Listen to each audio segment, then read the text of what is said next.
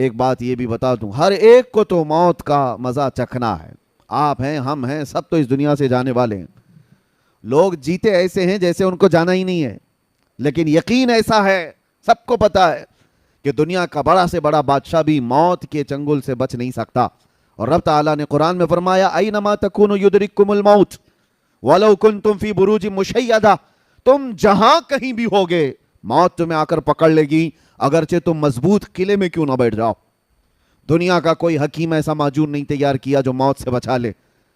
Science اتنی ترقی کر کے بھی آج تک موت کی دوا نہیں بنا سکا، کوئی نہیں بنا سکتا قیامت تک. قرآن میں اللہ کا وعدہ ہے لِكُلِّ أُمَّةٍ اجل، ہر جماعت کو یا ہر انسان کو موت آنی ہے. اذا جاء اجلهم فلا يستأخرون ساعة ولا يستقدمون، جب وہ اجل آ جائے، جب وہ وقت مقرر آ جائے تو اللہ تعالیٰ قرآن میں فرماتا ہے ایک سیکنڈ نہ پہلے آئے گی نہ بعد میں آئے گی. وہ وقت مقرر سب کا ہے.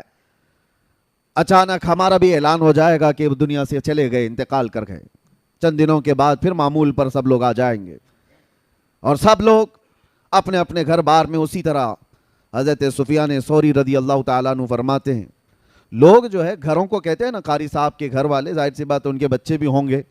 کتنی بڑی آفت آئی ان کے گھر پر، اچانک باپ چلا گیا اور بچے یتیم ہو گئے، گھر کیسے چلے گا، بچیوں کو کون دیکھے گا. گھر والوں کی سوچتے ہیں، صحیح بات ہے، لیکن بزرگوں کا سوچنا کچھ اور ہی تھا. حضرت سفیان ثوری ایک جنازے میں تھے اور جنازہ جا رہا تھا. 8 سال کی بچی جنازے کے پیچھے تھی جس کے باپ کا انتقال ہوا تھا. وہ روئی جا رہی تھی، ہمارے گھر پر کتنی بڑی مصیبت آئی، ہمارے باپ چلے گئے. حضرت سفیان ثوری نے اس بچی کو دیکھ کر جواب دیا، بیٹی تمہارے گھر پر نہیں، جو تمہارے باپ پر موت والی جو مصیبت آئی ہے اس سے بڑھ کر کبھی کوئی آ ہی نہیں سکتی. موت یہ ایسی آزمائش اور ایسی مصیبت کہ اس سے بڑی کچھ نہیں. تم لوگوں کا کیا، گھر والوں کا، کل پھر کھڑے ہو جاؤ گے، 2 دن کھانا نہیں بنے گا، 3 دن نہیں بنے گا، پھر کھاؤ گے. موت انسان کے لیے سب سے بڑی مصائب کی، آزمائش کی ایک ایسی بادشاہ کا نام ہے جس کے متعلق حضرت سفیان ثوری فرماتے ہیں کہ اپنے باپ سے پوچھو کہ کتنی بڑی مصیبت آئی. موت اس کو ہلکے میں مت لو، آسانی پہ مت لو. اور جب دفن کر کے آ گئے دوسرے دن وہ قبرستان گئے تھے. حضرت سفیان قبرستان گئے ہیں اور وہی بچی قبر کے پاس بیٹھی رو رہی ہے اور کیا کہہ رہی تھی اپنے باپ سے کہ ابا جب آپ بیمار تھے تو بچھونے میں بچھا دیتی، اوڑھنے میں لا کے دیتی، آپ کو بھوک لگتی کھانے میں لاتی، دوائیاں میں پلاتی. کل کی رات کیسی گزری آپ کی؟ کون بستر پوچھا، کون اوڑھنا پوچھا، کون دوائیاں اور کون کھانے پوچھا. یہ اپنی بچی کے جذبات تھے جو اپنے باپ سے قبرستان میں قبر کے پاس بیٹھ کر کے وہ یوں مناجات کر رہی اپنے الفاظ سے. حضرت سفیان ثوری پیچھے سے سن رہے تھے. انہوں نے کہا بیٹی یہ پوچھ اپنے باپ سے، یہ مت پوچھ کہ بستر کون دیا، اوڑھنا کون دیا، دوائی کون دیا، کھانا کون دیا. یہ دنیا ختم ہو گئی. ان سے اب یہ پوچھ ہم نے جو کفن دیا تھا فرشتوں نے اسے باقی رکھا یا ختم کر دیا. یہ پوچھ ابھی کہ ہم نے نہلا کر کے بھیجا تھا، کہیں اس پر اللہ نے بچھو اور سانپ تو نہیں چھوڑ دی. ہم نے خوشبوئیں لگائی تھی، پیٹ کے پھٹنے کے بعد تعفن اور بدبوئیں تو نہیں پھیل گئی. یہ پوچھ اب مردے سے. میرے عزیزو، بعد کی جو منزلیں حضرت عثمان غنی رضی اللہ تعالیٰ عنہ خلفائے راشدین میں تیسرے نمبر پر، آپ جب قبرستان جاتے تھے اتنا روتے تھے کہ ان کی داڑھی سے آنسوں کے قطرے گرنے لگ جاتے تھے. آپ کے غلام وہ کہتے کہ حضرت عثمان غنی سے کہ جب بھی آپ قبرستان کے پاس آتے اتنا کیوں غم کرتے ہیں، اتنا کیوں روتے؟ وہ کہتے کہ یہی ایک منزل ہے جس سے بندہ نکل گیا تو سب میں نکل جائے گا. یہی وہ منزل ہے.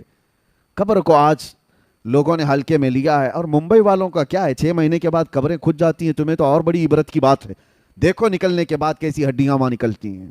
وہ وقت کے بڑے بڑے طاقتور سورما لوگ ہیں، بڑے بڑے پیسے والے لوگ ہیں، جو بڑی بڑی گاڑیوں میں گھومنے والے لوگ ہیں، جن کے گھٹنے سے لے کر ٹخنے تک کی ہڈیاں قبروں میں بکھری ملتی ہیں. جب جب قبروں سے مٹیاں نکالی جاتی ہیں، کیا آپ نہیں دیکھتے سوکھی کھوپڑیاں باہر آتی ہیں؟ وہ کس کی ہیں؟ وہ بھی اپنے وقت کے بڑے بڑے طاقتور لوگ تھے، عمدہ کپڑے پہننے والے لوگ، عمدہ گھروں میں رہنے والے لوگ، بہت بڑے بڑے محلات میں رہنے والے لوگ بھی تھے. ان کے جسم گلا دیے گئے، سب ختم ہو گیا. رسول کریم صلی اللہ تعالیٰ علیہ وسلم نے حضرت ابو ہریرہ کو دکھا کر کے فرمایا تھا ایک گڑھے کے پاس جہاں مردوں کی بہت ساری ہڈیاں پڑی تھیں، میرے آقا صلی اللہ علیہ وسلم نے فرمایا کہ ابو ہریرہ جانتے ہو یہ وہ لوگ ہیں جو عمدہ سواریوں پر سواری کیا کرتے تھے، بہت عمدہ لباس میں گھوما کرتے اور ان کے کھانے بڑے عمدہ تھے، لیکن آج یہ تعفن کا شکار ہیں، کیڑوں کی غذا بنا دیے گئے ہیں۔ یہ انسان کو یہ باتیں اس لیے بتائی جاتی ہیں، اور خاص طور پر آپ سب کو میرے عزیزوں مسلمانوں کو، کہ جب بندے کو اپنا آخری سفر یاد ہوتا ہے تو غرور اور گھمنڈ میں کبھی نہیں آنا۔ جب اپنے انجام معلوم ہوتے ہیں تو کسی سے کیا لڑائیاں جھگڑے، جا کر کے دیکھو وہ قبرستانوں میں جن کے 40 سال سے باتیں بند تھی، اب تو وہ قریب میں پڑے ہوئے ہیں ایک دوسرے کے، وہاں کوئی جھگڑے نہیں ہیں، کسی کی آواز نہیں آتی قبروں کے پاس، یہاں پڑوسیوں کے روز جھگڑوں کی آوازیں۔ یہ اندازہ کر لو کہ جانے کے بعد خاموش سالوں نہیں صدیوں تک شاید سونا پڑ جائے۔ تو یہاں پر ان گھروں میں جو حالات پیدا ہوئے ہیں ہمارے، حیرت کی بات ہے، ہم صفوں میں کھڑے ہوتے ہیں اور باہر جا کر ایک دوسرے کو سلام تک نہیں کرتے، ایک دوسرے کی مصافحے بھی ختم ہیں۔ یہ جو نفرتوں کی دیواریں ہیں، انسان کو اگر اپنا آخری مقام معلوم ہو کہ سب چھوڑ کر کے تو جانا ہے مجھے۔ اور آپ کو بتاؤں، حضرت ابو ہریرہ رضی اللہ تعالیٰ عنہ فرماتے ہیں دنیا کی ایک ایسی چیز ہے جس کو ایکسپلین نہیں کیا جا سکتا، یعنی جنت بتائی جا سکتی ہے کیسی ہے، حدیثوں میں معلوم ہے، حضور صلی اللہ تعالیٰ علیہ وسلم دیکھ کر کے آئے تھے، بتائے میرے آقا نے، جہنم کے مناظر بتائے گئے ہیں کہ کیسے کیسے عذابات ہیں، بہت ساری چیزیں، قبروں کے حالات بھی بتا دیے گئے، لیکن حضرت ابو ہریرہ فرماتے ہیں ایک چیز ایسی ہے جس کو ایکسپلین نہیں کیا جا سکتا، وہ موت ہے۔ وہ کیسے انداز میں آتی ہے؟ کیونکہ جس نے چکھ لیا وہ بتانے کے لیے آیا نہیں، جس کو آئی موت وہ دوبارہ آ کر بتایا کبھی نہیں کہ کیسے آتی ہے، اور جو پہلے سے بتایا ہے وہ یا تو پھر بزرگوں کی باتوں کو بتائے گا، ہاں اللہ کے نبی صلی اللہ تعالیٰ علیہ وسلم نے جو بتایا ہے وہ ہمارے لیے یقینی ہے۔ سنیے، موت کے سلسلے میں اس لیے میں عرض کر رہا ہوں کہ قاری صاحب قبلہ کو ان کی جو موت ہے، کچھ ایسی موتیں ہیں جو شوق لگا دیتی ہیں۔ ویسے تو ایک شاعر نے بہت خوب کہا ہے، موت اس کی جس کا کرے زمانہ افسوس، یوں تو یہاں آئے ہیں سبھی مرنے کے لیے، آئے تو سب ہیں مرنے کے لیے، لیکن کچھ موتیں ایسی ہیں جو ہلا دیتی ہیں، آدمی کو سوچ و بچار پر مجبور کر دیتی ہیں۔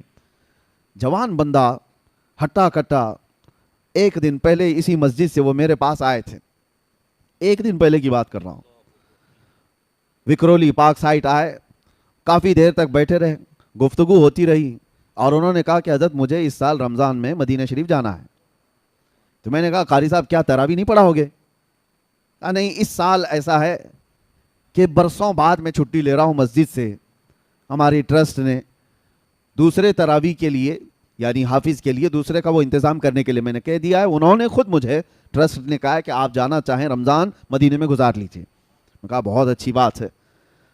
ہم حافظ لوگوں کا ایک بڑا مسئلہ یہ، میں خود 25 سال سے تراویح سنا رہا ہوں الحمدللہ، اللہ تعالیٰ سلامت رکھے اور قائم رکھے، اور پچھلے سال اس سے پہلے سال میں نے اندر بھی تراویح چھوڑی نہیں ہے، پوری تراویح پڑھائی ہے۔ حافظ جو ہے تراویح سے کمپرومائز نہیں کرتا ہے، اسی وجہ سے ہمیں رمضان میں وہاں جانے کا موقع نہیں ملتا، اور اگر کبھی ملتا ہے تو چھوٹی سی جماعت ہی صحیح، وہاں جا کر کے بھی رمضان میں تراویح پڑھانا حافظ کے لیے ضروری ہوتا ہے۔ وہ پورے سال کا اس کا ایسا نہیں ہے کہ وہ نذرانے کے لیے پڑھاتا ہے، بلکہ اس کی یادداشت اور اس کے حافظے کے برقرار رکھنے کے لیے بہت ضروری ہے۔ تو ان سے میں نے کہا، انہوں نے کہا کہ برسوں بعد مجھے موقع ملا ہے، میں جانا چاہتا ہوں۔ بہت اچھی بات ہے۔ پھر میرے ساتھ ہمارے وہ ادارے میں آئے، کچھ کام چل رہا تھا، کہا ہمارے پاس پی او پی والے ہیں، لڑکوں کو میں بھیج دیتا ہوں، اور یہ تمام باتیں ہوئی، نکل گئے، اور میں اجمیر شریف کے سفر پر میں پلین میں بیٹھا تھا، اسی وقت فون آیا کہ قاری صاحب کا انتقال ہو گیا۔ یقین نہیں ہوتا، یہ کچھ ایسی خبریں ہوتی ہیں۔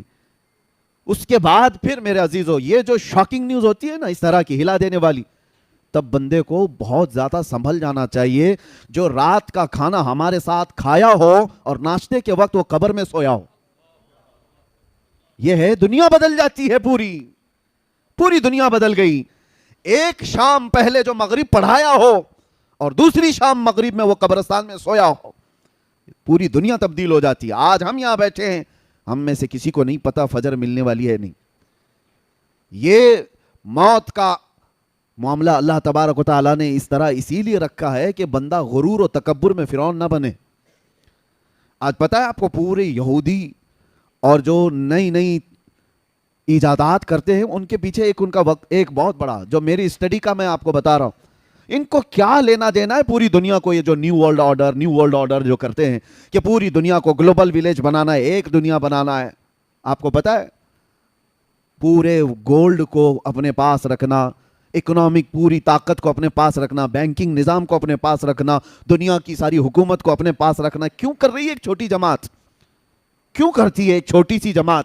آپ کو پتا ہے سالوں پہلے نمرود کے زمانے میں ایسا ہوا تھا کہ یہی قوم نے پوری دنیا میں ایسی حکمرانی کی کہ نمرود کو یہ بات کسی نے بتائی کہ دنیا کی ہر طاقت تمہیں مل گئی ہے، کچھ بھی کر سکتے ہو تم. 1000 لوگوں سے وہ تنہا لڑ سکتا تھا نمرود، اور انسانوں پر تو ایسی حکومت تھی. لیکن اس سے مشورہ دینے والوں نے کہا ایک چیز تمہیں نہیں ملی ہے، وہ ہے موت و حیات پر کنٹرول. جب چاہے مرے کوئی، جب تک ہم چاہیں زندہ رہے، یہ چیز. تو اس نے کہا یہ کہاں ہے؟ کہا یہ خدا کے پاس. جیسے کہ نبیوں نے بتایا ہے، نبیوں پر ایمان نہیں تھا لیکن اتنا تھا کہ اللہ ہے، خدا ہے اور اس کے پاس یہ طاقت ہے. تو جانتے ہو آپ، اس نے ایک قلعہ بنایا، بہت بڑا برج، بہت اونچی عمارت بنائی اور پورے انسانوں کو جمع کیا. تو بہت بڑی فوج، اس لیے کہ خدا سے لڑنا ہے اور خدا سے لڑ کر کے اس کو گرا دیں گے اور پھر موت کا کنٹرول اپنے ہاتھ میں لیں گے. آپ سوچو یہ بہت پہلے ہو چکا، بہت پہلے تاریخ میں. اور اس نے عمارت بھی بنائی اتنی بلند کہ آسمان تک لگنے جائے. اس زمانے میں اتنی تو بلند نہیں ہو سکتی تھی لیکن بنائے اپنے خیالات کے اعتبار سے. اور انسانوں کو ایک زبان، ایک کرنسی، سب کچھ ایک کر دیا کہ لڑنے کا وقت آئے تو سارے انسان مل کر کے خدا سے لڑیں گے اور یہ پاور چھین لیں گے موت و حیات کا، اپنے حساب سے بانٹیں گے کون کتنے سال جینے والا ہے. ظالموں کو جب زیادہ طاقت ملتی ہے تو خدا بننے کا ایسا ہی غرور آتا ہے. اللہ تبارک و تعالیٰ سے لڑنے کا یہ فیصلہ کیا. یہ اسرائیلی روایات میں موجود ہے آج بھی کہ اللہ نے فرشتوں میں سے ایک فرشتے سے کہا کہ آؤ دیکھو کہ ہمارے ایک بندے نے ہم سے لڑائی کا منصوبہ بنایا ہے. ایک فرشتے کو بھیجا، جاؤ دیکھ آؤ. جبرائیل، میکائیل، اسرائیل، اسرافیل علیہ السلام، بڑے فرشتوں کے نہیں، ایک فرشتے کو. وہ فرشتہ زمین پر آیا اور صرف پر ہلایا تھا تو اس کی پوری عمارت دھس گئی. جتنی فوج تھی وہ سب کے سب موت کا شکار ہو گئی اور ایک دوسروں کی زبانوں کو مختلف کر دیا گیا. نہ اس کی زبان اسے پتا، نہ اس کی زبان اس کو پتا، سب زبانیں مختلف کر دی گئیں. لیکن ایک پلان تھا، ایک منصوبہ تھا. آج کے دور میں بھی، ترقیاتی دور میں، لوگوں کو یہ لگتا ہے یہ جو چھوٹی جماعت آج پوری دنیا کو کنٹرول کر رہی ہے، اس کو یہاں تک جانا ہے کہ اسپیس میں جائیں، کہیں تو جائیں، ایک بار اپنی طاقت سے خدا کو زیر کر دیں اور موت کا پاور اپنے پاس لے لیں. اور قرآن میں رب تعالیٰ نے یہ فرمایا ہے لَن يَخْلُقُوا ذُبَابًا وَلَوِ اجْتَمَعُوا لَهُ، تم سارے انسان مل کر کے ایک مکھی بھی نہیں پیدا کر سکتے، اور مکھی اگر مر جائے تو اسے زندہ بھی نہیں کر سکتے. ضعف الطالب والمطلوب، قرآن میں اللہ نے فرمایا کتنی کمزور ہے تمہاری طاقت. اسی لیے میرے عزیزوں، موت کا ذکر ہم اس لیے کرتے ہیں کہ ہمیں ہماری کمزوری پتہ چلے، ہمیں ہماری حیثیت معلوم ہو، ہم کتنی حیثیت کے ہیں. ایک ٹھوکر لگنے پر موت آ سکتی ہے اور کبھی کبھار بلڈنگوں سے گرنے والا بھی بچ جاتا ہے. یہ سارا نظام قدرت ہے اللہ تعالیٰ کی طرف سے ہے. اور موت اچھی اور بری کیا ہوتی ہے؟ اچھی اور بری کیا ہے؟ مسلح پر امامت کرتے ہوئے موت آئی، بظاہر بہت اچھی موت ہے. اور اگر کوئی ایکسیڈنٹ میں مر گیا، 40 ٹکڑوں میں ہو گیا، بہت بری موت. لوگوں کے ذہن میں یہ کورونا میں مرنے والوں کو لوگ بیچارے یہی سمجھتے تھے کہ کیا موت ہے بیچاری، 4 لوگ اٹھا نہیں پاتے، ریپ کر دیتے ہیں پلاسٹک میں، اور 4 لوگوں کی نماز پہ اس کو تو دفن کر دیا جاتا ہے، ایسی موت ہے ویسی. نہ مرنے کے انداز کو دیکھ کر کے موت کو اچھی اور بری آپ کنسیڈر نہیں کر سکتے. ایک بات آپ کو میں بتاؤں، موت اچھی کون سی ہے اور بری کون سی ہے؟ اور جنازے دیکھ کر کے بھی نہیں. جنازے پھولوں سے سج جائیں، لد جائیں، ہزاروں کی بھیڑ ہو جائے، یہ بھی معیار نہیں، کسوٹی نہیں اچھی اور بری موت کا. اچھی اور بری موت کیا ہے؟ اگر غریب آدمی تنہا بھی مر گیا ہو، ایمان پہ مرا ہو تو سب سے اچھی موت ہے. عشق رسول پہ گیا ہے تو سب سے اچھی موت ہے، اور لاکھوں کی بھیڑ میں کفر پہ مرا ہے تو سب سے بری موت ہے۔ بھیڑ لاکھوں کی ہو اور کفر پہ موت آئی ہے تو وہ سب سے بری موت ہے۔ اور ایمان پہ مراؤ، ایکسیڈنٹ ہوا ہو، 40 ٹکڑوں میں بدل گیا ہو، اسے چیل کوے کھا گیا ہو، شیر کھا گیا ہو، آگ جلا دی ہو، پانی نے نگل لیا ہو، کچھ بھی ہوا ہو، ایمان پہ مرا ہے تو اچھی ہی موت مرا ہے۔ یہ بات یاد رکھیں آپ، ایمان پہ مرا ہو، عشق رسول کے ساتھ گیا ہو، وہ اچھی موت ہے۔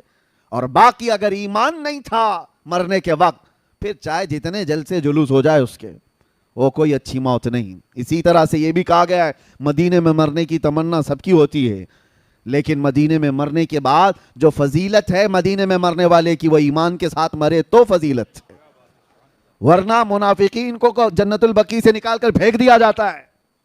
یہ بھی بات یاد رکھو آپ، ایمان کی حالت میں جو دنیا سے گیا اور مدینے میں مرا ہے، ارے اس کے کیا کہنے ہیں، ارے وہ قیامت کے دن مومنین کی شفاعت کرے گا۔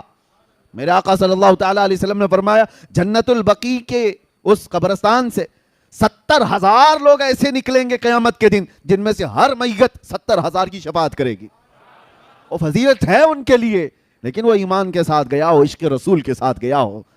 اور اسی لیے ہم تمنا بھی کرتے اللہ تعالیٰ اللہم ارزقنا شہادتاً فی سبیلک و موتاً فی بلد حبیبک، اے اللہ تیرے راستے میں ہمیں شہادت عطا فرما اور تیرے نبی کے شہر میں موت عطا فرما۔ اچھا، ایک صاحب نے مجھ سے سوال کیا تھا کہ شہادت کی بھی طلب کرتے ہیں اور موت مدینے میں بھی، تو اس کا مطلب ہے جنگ ہونا چاہیے مدینے میں، جنگ ہوگی، لوگ ماریں گے تب شہید ہوں گے، مدینے میں جنگ ہوگی، آپ لڑیں گے، آپ کو مارا جائے گا، آپ شہید ہوں گے تب مدینے میں موت ہوگی۔ دونوں چیزیں ایک ساتھ کیسے آئیں گی کہ اللہ تیرے راستے میں شہادت عطا کر اور موت مدینے میں عطا کر، اس کا مطلب جنگ مدینے میں ہونا چاہیے۔ سوال مجھ سے یہ کہا، لیکن میں آپ کو بتاتا ہوں میرے عزیزو، ہر شہادت جنگ سے ہی نہیں ہوتی۔ جو جنگ میں مر جائے صرف وہی شہید نہیں، وہ شہید حقیقی ہے، لیکن اللہ کے نبی صلی اللہ تعالیٰ علیہ وسلم نے شہید کی اور بھی اقسام بیان فرمائی ہیں۔ ہاں، جو ظلمن مارا گیا وہ بھی شہید ہے، لیکن کئی حادثے ایسے ہیں جس میں انتقال کیا ہوا وہ بھی شہید ہے۔ اور کتنی بڑی پیاری بات ہے، یہاں پر شہزادہ مصنع میاں موجود ہیں اور حضور مصنع میاں رحمۃ اللہ تعالیٰ علیہ، جن کو یہ دعا کا مصداق کہا جا سکتا ہے کہ اللہ نے ان کو شہادت بھی عطا کی اور موت بھی مدینے میں عطا کی، دونوں چیزیں ملی۔ ایک ہے نیچرل ڈیتھ، طبعی موت ہوئی ہو، لیکن ایک ہے حادثاتی موت۔ کچھ حادثے ایسے ہیں جس پر اللہ کے رسول نے فرمایا اسے شہادت کا مقام ہے، تو شہید بھی ہوا ہو مدینے میں اور مدینے میں موت بھی ملی ہو، یہ بہت کم لوگوں کو ملتا ہے، بہت ریئر ہے۔ اللہ تبارک و تعالیٰ وہ قسمت ہمیں عطا فرمائے۔ میرے عزیزو، موت کا تذکرہ میں صرف آپ کے سامنے اس لیے کر رہا ہوں کہ یہ کسی کو وقت نہیں دیتی، کسی کو مہلت نہیں دیتی، اسی لیے آپ یہ مت سمجھنا کہ عمر ہو جائے گی، بعد میں بچے جوان ہوں گے تو میں داڑھی رکھ لوں گا، نماز کا پابند بن جاؤں گا۔ ارے 17 سال کے جنازے نہیں جاتے ہیں کیا؟ 18 سال کے جوانوں کے جنازے نہیں دیکھتے؟ بچوں کے بھی جنازے جاتے ہیں۔ موت کی کوئی عمر نہیں ہے۔ ہاں، جس کو بڑھاپا مل گیا وہ نعمت ہے، سب کو نہیں ملتا بڑھاپا۔ بعض لوگ یہ کہتے ہیں نا، ارے بڈھا ہو گیا اب مسجد نہیں جائے گا تو اور کیا کرے گا، کام دھندہ کیا ہے؟ تمہیں نہیں پتا ہر بوڑھا مسجد والا بھی نہیں ہوتا، اس کے لیے بھی فضل الہی ضروری ہے۔ ہر بوڑھا نہیں ہے مسجد کا۔ کتنے بوڑھے تو 80 سال کے ہو گئے ابھی روز بلیڈ مار رہے ہیں، ان کو ابھی جوان بننے کا شوق ہے روز۔ اور وہ بوڑھا جس کے بال سفید ہو گئے، حدیث پاک میں اللہ تعالیٰ فرماتا ہے، حدیث قدسی اللہ فرماتا ہے ایسے بوڑھے کو عذاب دینے میں مجھے حیا آتی ہے، جس کا بڑھاپا اسلام پہ ہوا ہو۔ لیکن یہ بڑھاپا سب کو نہیں ملتا کہ ہر کوئی بوڑھا ہو کے مرے گا، کتنے تو جوانی میں چلے گئے۔ قاری خورشید صاحب امامت کر رہے تھے، مشکل سے شاید ان کی 50 کے آس پاس کی عمر ہوگی، 48 سال کی عمر، جبکہ نظام یہ بتایا گیا 40 سال کے بعد جوانی شروع ہوتی ہے پہلے۔ اور قرآن پاک میں جو اللہ تبارک و تعالیٰ نے فرمایا وَلَمَّا بَلَغَ أَشُدَّهُ، یعنی یہ جو شدت والی جوانی اس کو 40 سال کا گیا۔ آپ تمامی حضرات سے میں ایک بات یہ کہوں گا کہ موت کی کوئی عمر نہیں ہے، تو پھر کس بات کے انتظار میں ہو کہ کب کریں گے، کل کریں گے، پرسوں کریں گے؟ جو بات تمہیں بعد میں اچانک آنے والی ہے اس کے لیے پہلے سے تیار ہونا چاہیے. اپنے آپ کو اتنی اچھی حالت میں رکھو کہ کسی دن ملک الموت آئے تو ہاتھ پیر مار کر کے مہلت مانگنے والی نوبت نہ آئے کہ تھوڑا ٹائم مل جائے میں تسبیح پڑھ لوں, تھوڑا ٹائم مل جائے لوگوں کا کھایا ہوا واپس کر دوں, تھوڑا ٹائم مل جائے قضا نمازیں پوری کر لوں. ایسی حالت میں نہ آ جاؤ. اسی لیے ایک آپ کو میں بتا دوں, حدیث کا مفہوم ہے حاسبوا قبل ان تحاسبوا, اپنا حساب کمپلیٹ رکھو اس سے پہلے کہ تمہارا حساب پوچھا جائے. حساب اپنا کمپلیٹ رکھ لو اس سے پہلے کہ تمہارا حساب پوچھا جائے. اور موت سب کی ایک طرح کی بھی نہیں ہے. ایک بزرگ نے بڑی پیاری حکایت لکھی ہے کہ ایک بادشاہ سفر پر جا رہا تھا, شاہانہ کروفر ہے اور بہت سارے تفریح کے لیے نکلے ہوئی پوری جماعت ہے. اچانک راستے میں ایک فقیر آیا اور بادشاہ سے کہا, بادشاہ سلامت, آپ سے مجھے کچھ بات کرنی ہے. بادشاہ نے کہا, یہ میرے آرام کا وقت ہے, تفریح کا ہے, ابھی میں تو پکنک پہ جا رہا ہوں, کیا چاہیے تجھے بول. فقیر نے کہا, نہیں نیچے اتر آؤ بگی سے, آپ سے مجھے بات کرنی ہے. بادشاہ نے کہا, بڑا بدتمیز فقیر ہے یہ, بادشاہ کو اس کی بگی سے اتار رہا ہے. تو اس نے فوراً حکم دیا, وزیروں کو پکڑو اس فقیر کو. فقیر نے اپنا جبہ ہوا کیا, کھولا اور اس کے بعد بادشاہ کو کھینچ کر نیچے اتارا اور کہا, پہچان مجھے, میں ملک الموت اسرائیل ہوں, میں ملک الموت اسرائیل ہوں. بادشاہ اب وہ کپ کپانے لگ گیا, پوچھا کہ آپ کیوں آئے. کہا, میں کیوں آتا ہوں تمہیں پتا ہے, روح لینے آیا ہوں. کہا اسی وقت, کہا اسی وقت. کہا اتنا وقت دے دیں کہ میں واپس چلا جاؤں یہ سفر کو ختم کر کے اور اپنی سلطنت کے سارے کام بیٹے کو سپرد کر دوں گا. کہا اتنا ٹائم نہیں ہے تیرے پاس, میں بہت جلدی, ابھی وقت کافی کم بچا ہے. تو اس نے کہا اتنی مہلت دے دیجئے کہ بیوی سے بات کر لوں. کہا وہ بھی نہیں ہے. اس کو تھوڑی سی بھی مہلت نہیں دی گئی, اسی وقت اس کو گرا دیا گیا اور اس کی روح قبض کر لی گئی. جو شاہانہ کروفر کے ساتھ جا رہا تھا اس کو راستے میں اچانک ملک الموت نے روح نکال لی. تصویر کا ایک دوسرا رخ بھی ہے سیم. ایک عالم ربانی ہے پرہیزگار, وہ اپنے گھر سے جھولا لے کر سامان لینے کے لیے باہر جلدی جلدی جا رہے ہیں. عصر کا وقت ہو چکا ہے اور سامان خریدنے کے لیے جا رہے ہیں. راستے میں یہی فقیر آیا, کہا کہ حضور رک جائیے, تھوڑا کچھ بات کرنی ہے آپ سے مجھے. وہ عالم دین رک گئے اور کہا, کیا بات ہے, جلدی جلدی بات کیجئے, مجھے گھر سے سودا لینے کے لیے, سامان لینے کے لیے جانا ہے اور گھر میں واپس پہنچا کر مسجد میں اذان ہو چکی ہے, جماعت سے نماز پڑھنی ہے, جلدی آپ بتائیے کیا بات ہے. فقیر نے کہا, آپ نے نہیں پہچانا, میں ملک الموت اسرائیل ہوں. اس عالم ربانی نے جھولا پھینک دیا, جو سامان لانے کے لیے جا رہے تھے جھولا پھینک دیا اور کہا, کہاں تھے آپ, آپ کے انتظار میں کتنی راتیں کٹ گئی, کیا آپ آئیں گے, روح نکالیں گے, میں رب سے ملاقات کروں گا. یہ دنیا میں جس کی روح اٹکی ہوئی ہے مال سے وہ مہلت مانگتا رہتا ہے, اور جو رضا الہی کے لیے جیتا ہے وہ ملک الموت کا استقبال کرتا ہے. آپ کہاں تھے؟ تو اب یہاں منظر بدلا ہوا ہے. ملک الموت نے کہا, اتنی جلدی بھی کیا ہے آپ کو, آپ جائیے سامان خرید لائیے اور اپنے بچوں کو سامان دے دیجئے, گھر والوں کو کچھ وصیت کرنی ہے وہ بھی کر لیجئے. اس عالم ربانی نے کہا, آپ کو جس کام کے لیے اللہ نے بھیجا وہ کیجئے آپ. میرے بچوں کا مالک اللہ ہے, وہ مسبب الاسباب ہے, جس نے مجھے کھلایا وہ میرے بچوں کو بھی کھلائے گا, میرا یقین ہے, آپ اپنا کام کیجئے. ملک الموت وہاں مہلت نہیں دینا چاہتے اور ادھر کہہ رہے ہیں کہ اور کچھ ہے تو آپ کر لیجئے کام. پھر اس عالم ربانی سے کہا کہ اور کوئی آپ کی خواہش ہے. اس عالم ربانی نے کہا, اگر آپ اتنا وقت لے کر کے آئے ہیں پہلے سے, اتنی مہلت لے کر کے آئے ہیں پہلے سے, تو خواہش اتنی ہے, گھر نہیں جاؤں گا, اللہ کے گھر جاؤں گا, جس وقت نماز پڑھ رہا ہوں سجدے کے عالم میں جاؤں, آپ روح نکال لیجیے. کیسی خواہش تھی. اور اس عالم ربانی کے ساتھ ان کی خواہش کا خیال کیا گیا, وہ مسجد میں نماز کے لیے گئے اور سجدہ ریز ہوئے, ان کی روح قبض کر لی گئی. یہ سب کے ساتھ نہیں ہے کہ ہر کوئی چاہے تو اس کے ساتھ ہو جائے, ان لوگوں کے ساتھ ہے جو اللہ کی رضا کے لیے جیتے تھے, دنیا میں اس کی رضا کے لیے جیتے تھے, تو موت بھی اللہ تعالیٰ ان کی پسند کے حساب سے لیتا ہے. یہی تو بات ہے میرے عزیزو. موسیٰ علیہ السلام کی موت کے سلسلے میں جو حدیث ملتی ہے وہ یوں ہی نہیں ہے. یہاں پر ایک عقیدہ بھی بتا کر کے جاؤں, تمہارا اور ہمارا جو دنیا سے جانے کا منظر ہے وہ الگ ہے, نبیوں کا مقام الگ ہے. نبیوں کی روح قبض کرنے سے پہلے ملک الموت اجازت لیتے تھے. تمہارے گھر میں اجازت نہیں لی جائے گی, ہاں انبیاء سے اجازت لی جاتی, لیکن وہ موسیٰ علیہ السلام کی روح قبض کرنے کا منظر تو بہت الگ ہی ہے. ملک الموت آئے تھے اور ان سے پوچھا کہ اے اللہ کے نبی موسیٰ، آپ کی روح قبض کرنے کے لیے اللہ نے مجھے بھیجا ہے. انہوں نے ایک تماچا لگا دیا اور کہا جاتا ہے کس نے؟ موسیٰ پیغمبر نے ملک الموت کو. اور ان کی آنکھ باہر آئی. وہ واپس چلے گئے رب تعالیٰ کے حضور اور کہا اے اللہ تو نے کس کے پاس بھیجا؟ اس نے مار کر کے آنکھ باہر کر تھی. وہ پیغمبرانہ جلال تھا. کسی دوسرے کو کیا ملک الموت چھوڑ دیتے؟ اور کیا کسی کی ہمت تھی؟ یہاں یہ عقیدہ مجھے بتانا ہے وہ خبیثوں کو سمجھنا چاہیے جو نبی کو اپنے برابر سمجھتے ہیں. کبھی آپ جو برابر کہتے ہیں بڑے بھائی کے طرح ہماری طرح بشر تھے، تم بھی ملک الموت کو تھوڑا انگلی اٹھا کے دکھاؤ، پتا چلے گا تم کو کہاں پہنچا دیا جائے گا. وہ نبی کی شان ہے. اللہ اپنے محبوبوں کو یہ طاقت دیا ہوا ہے. اللہ تعالیٰ نے نہیں فرمایا کہ نظام میں خلل ہو گیا، نہیں، رب تعالیٰ نے فرمایا اے اسرائیل جاؤ دوبارہ اور ایک گھنے بالوں والا بکرا لے کر جاؤ اور ان سے کہو کہ اس بکرے کے جسم پر ہاتھ رکھیں، ان کے ہاتھ کے نیچے جتنے بال آئیں گے اتنی عمر ان کی بڑھا دی جائے گی، اتنی زندگی ان کو دی جائے گی.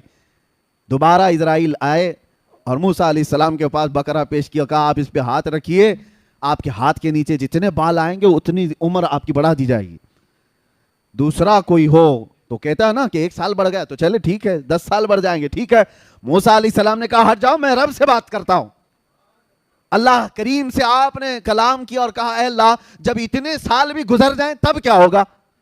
رب نے فرمایا موت آئے گی، اس لیے کہ میرا وعدہ ہے کل نفس ذائقۃ الموت، ہر جان والی چیز کو موت کا مزہ چکھنا ہے. موسیٰ علیہ السلام کو اللہ نے کیا فرمایا؟ موت تو آئے گی، جتنے سال بھی ہوں گزر جائیں موت آئے گی. تب موسیٰ علیہ السلام نے کہا جب موت آنا ہی ہے تو اب کیا تب کیا.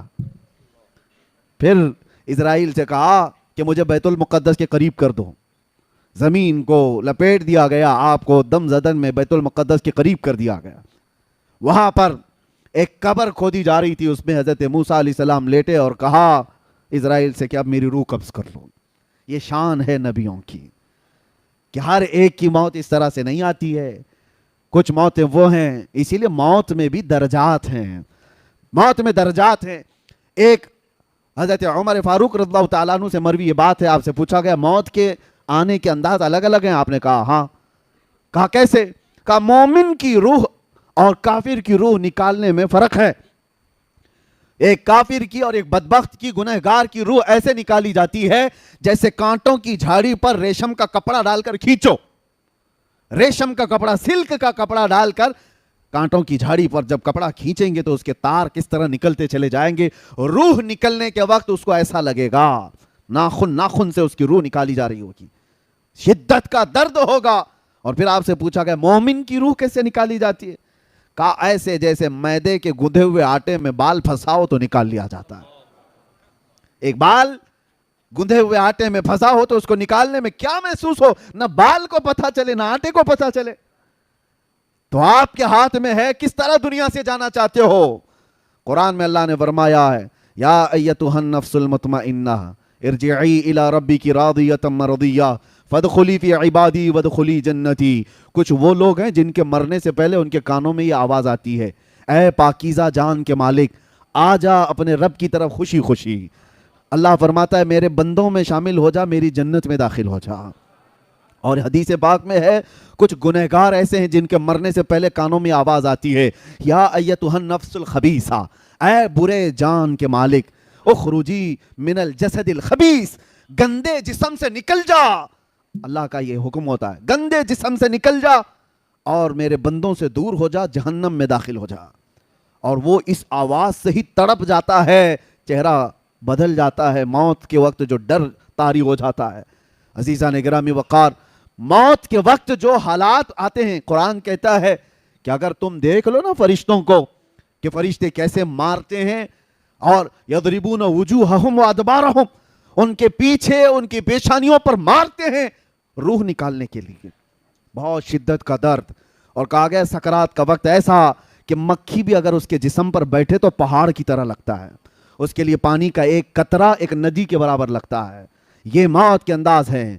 میں گفتگو سمیٹتے ہوئے اب آپ کو بتاؤں میرے عزیزو یہی بات امام اعظم ابو حنیفہ سے پوچھی گئی. اب یہ ہمارے ایمان کی بات کر رہا ہوں, توجہ, کیسے مرنا چاہتے ہو سن لو. امام اعظم ابو حنیفہ سے کسی نے سوال کیا کہ سنا ہے بدبخت اور گنہگار کی موت بڑے دردناک انداز سے آتی ہے, اور ایک عاشق رسول کی موت بڑی خوشحالی کے ساتھ آتی ہے, وہ خوشی خوشی دنیا سے جاتا ہے. ایسا کیوں ہوتا ہے جبکہ روح نکالنے والا ایک ہی ہے, فرشتہ ایک ہی ہے, درد کیسے ہوتا ہے, روح ایک ہی ہے. آپ نے کیا کہا جانتے ہو؟ امام اعظم نے کہا جا سورہ یوسف پڑھ لے, تجھے سمجھ میں آ جائے گا. سورہ یوسف قرآن پاک کی سورہ 13ویں پارے میں حضرت امام اعظم ابو حنیفہ نے کہا جا یہ پڑھ لے. وہ پڑھ کر کے آیا, اس میں موت کا کہیں ذکر ہی نہیں ہے. یہ کیسے کافر کی موت آتی ہے, کیسے مومن, ارے اس میں تو یوسف و زلیخا کے واقعات ہیں. وہ آ کر کے کہا اس میں مجھے کہیں کچھ ملا نہیں. کہا پھر سے پڑھ کر کے آ. پھر پڑھ کر کے آیا, کچھ نہیں ملا. موت کے نکلنے کا یا روح کے نکلنے کا کوئی منظر اس پہ نہیں ہے. امام اعظم نے پوچھا پھر کیا پڑھا تو نے؟ کہا اس میں تو اللہ تعالیٰ نے یوسف علیہ السلام کے بچپن سے لے کر کے ان کے وزارت عظمیٰ تک کے واقعات بھی بیان فرمائے. کہا اس میں زلیخا کا واقعہ تو پڑھا ہے؟ کہا کیا ہے واقعہ؟ اس نے کہا زلیخا یوسف علیہ السلام کے حسن پر فدا ہو گئی تھی, دیکھ کر کے فدا ہو گئی. شہر کی عورتوں نے ان کو تانا دینا شروع کیا زلیخا کو کہ ایک جوان لڑکے پر تو فدا ہو گئی, اس لیے کہ ان عورتوں نے یوسف کو دیکھا نہیں تھا, تانے مار رہی تھی. تو زلیخا نے کیا کیا, ایک دعوت کی ان سارے رئیس عورتوں کی, اور گھر میں بلایا اور سب کے ہاتھوں میں ایک لیمو دیا اور ایک ہاتھ میں چاقو دیا, اور کہا جب میں کہوں گی تب یہ لیمو کاٹنا. بڑی بڑی رئیس عورتیں بیٹھی تھی. اسی عالم میں یوسف علیہ السلام کو زلیخا اس حال میں بلاتی ہیں. یوسف علیہ السلام کا حسن ایسا تھا, جمال ایسا تھا کہ جو دیکھتا تھا وہ پلکیں جھپکانا بھول جاتا تھا. جیسے ہی یوسف علیہ السلام داخل ہوئے, ادھر سے زلیخا نے آواز دی کہ اپنے اپنے ہاتھوں میں موجود لیمو کاٹ دو. عورتیں یوسف علیہ السلام کو دیکھنے میں ایسی ماں ہو گئیں, مگن ہو گئیں کہ ان کے ہاتھوں سے لیمو گر گیا, 4 انگلیاں کٹ گئیں. قرآن پاک میں یہ واقعہ موجود ہے. قطعنا ایدیہن, اللہ فرماتا ہے انہوں نے اپنے ہاتھوں کی انگلیاں ہی کاٹ لی. ارے عورت ذات ہے, تھوڑا سا کھروچ آ جائے تو واویلا کرتی ہے, 4 انگلیاں کٹ جائیں پتہ نہیں چلا. ہاں ایک کیفیت انسان پر آتی ہے جب وہ محویت کی کیفیت ہے, یعنی کسی میں گم ہو جاتا ہے تو کٹنے کا درد نہیں ہوتا, پتہ نہیں چلتا. تو اس نے شخص نے امام اعظم سے یہ کہا یہ واقعہ تو میں نے قرآن میں پڑھا ہے, لیکن اس کا موت سے کیا لینا دینا؟ امام اعظم نے کہا اسی سے تو لینا دینا ہے. بات در حقیقت یہ ہے, ایک مومن صالح, ایک عاشق رسول جب دنیا سے جا رہا ہوتا ہے, روح نکالنے کا درد بہت ہوتا ہے, بہت تکلیف تو ہوتی ہے, لیکن ملک الموت ادھر سے آتے ہیں, تاجدار مدینہ ادھر سے آتے ہیں. ادھر سے یہ روح نکال رہے ہوتے ہیں, ادھر وہ جمال مصطفیٰ دیکھ رہا ہوتا ہے, وہ حسین چہرہ دیکھ رہا ہوتا ہے. ارے عورتوں کو یوسف کا حسن دیکھتے دیکھتے انگلیاں کٹنے کا درد نہیں ہوا, مومن صالح کو جمال مصطفیٰ دیکھ کر روح نکلنے کا بھی احساس نہیں ہوگا, پتہ ہی نہیں چلے گا کہ روح کب نکلی. اسی کو تو اعلیٰ حضرت نے فرمایا تھا حسن یوسف پہ کٹی مصر میں انگشت زنا. ہاں میرے عزیزو, یہ اعلیٰ حضرت کا کمال تو دیکھو, 5 چیزیں اس شعر میں فرمایا آپ نے. حسن یوسف پہ کٹی مصر میں انگشت زنا, سر کٹاتے ہیں تیرے نام پہ مردان عرب. کیا کیا اعلیٰ حضرت فرماتے ہیں, حسن یوسف پہ, حسن پہ کٹی, حسن یوسف پہ کٹی, کاٹا نہیں ہے انہوں نے, وہ کٹ گئی ہے اور بے خودی میں کٹی ہیں, جان بوجھ کے نہیں کاٹا, کٹی مصر میں, عرب میں نہیں, مصر کی عورتیں ہیں. انگشت یعنی انگلیاں, اور زنا عورتیں, اور اس کے بدلے میں دوسرا مصرع دیکھو کمال کا. اعلیٰ حضرت کہتے ہیں وہاں انگلیاں کٹی تھیں اور یہاں سر ہیں عربوں کے, صحابہ کے, تابعین کے, اور وہاں حسن پہ کٹی تھی, یہاں تو صرف نام پہ کٹنے کو تیار ہے. اور وہ کٹ گئی تھی بے خودی میں, مگر رسول اللہ کے دیوانوں کا حال یہ ہے کہ کٹانا بھی چاہتے ہیں. ایسے نہیں کہ بے خودی میں کٹ گیا سر, نہیں, جان کر کے کہ یہ کہنے پر میرا سر کٹ سکتا ہے پھر بھی کٹانے کو تیار ہے. سر کٹاتے ہیں تیرے حسن پہ نہیں یا رسول اللہ, تیرے نام پہ. اور مصر کی عورتیں نہیں, عرب کے مرد, عرب کے بڑے شہسوار, یا رسول اللہ یہ تیری عظمت ہے کہ وہاں حسن یوسف پہ عورتوں کی انگلیاں کٹ گئی تھی, یہاں صرف آپ کے نام پر بڑے بڑے شہسوار اپنا سر کٹانے کو تیار ہیں. بہرحال خلاصہ کلام یہ ہے, اس عشق میں جیتے رہو گے تو دنیا سے جانا بھی آسان ہوگا, بلکہ دنیا میں جینا بھی آسان ہوگا.